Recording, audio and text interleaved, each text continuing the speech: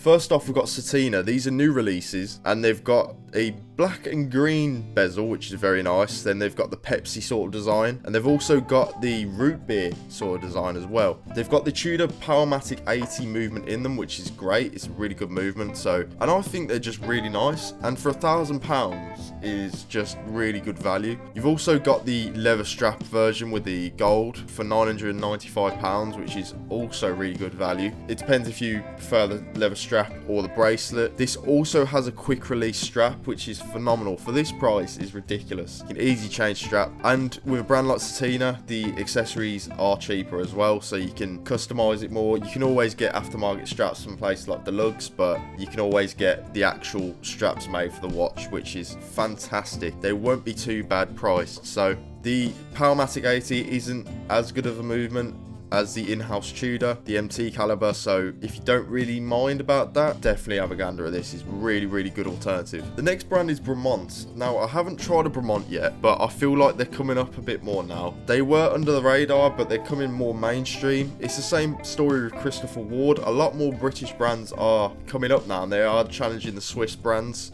which is great. These ones are quite expensive, but if you go down to the ones that do look like TUDORs, you've got one here. You've got the blue and green, and then you've got them on the stainless steel. It is around the same price as the TUDOR Black Bay. These are basically direct competitors. They are going after TUDOR with these. Then you got them on the lovely rubber strap. I do love the design of the rubber strap on these. Really nice. This one's limited to 400 pieces. These do have a Bremont caliber in. It's got 50 hours power reserve, which is pretty good. It's also GMT 40mm, which is 1mm smaller than the Black Bays, but you won't really notice it, if I'm being honest. One that really caught my eye was this one. Given it's a bit more expensive than the TUDOR Black Bays, this is a great alternative to the steel and gold that TUDOR make. $3,750 is a decent price, to be honest. I really love the colorway on this. Definitely have a gander at Bremont. I think they are up and coming. You can always wait on the used market and see if they come down. They will come down a bit. Bremont doesn't really hold their value quite well on the used market, so if you're willing to wait, definitely have a look on the used market, but a great alternative.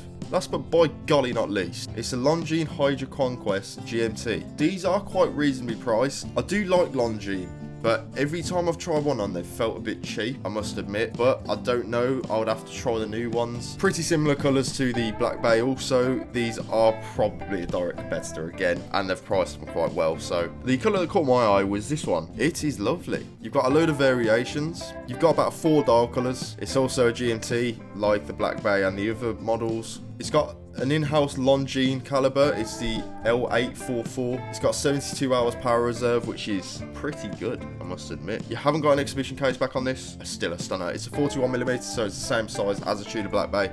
If you're interested in having the same size, a really good one to go for.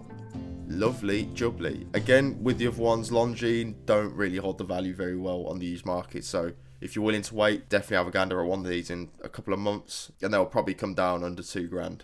So have a gander.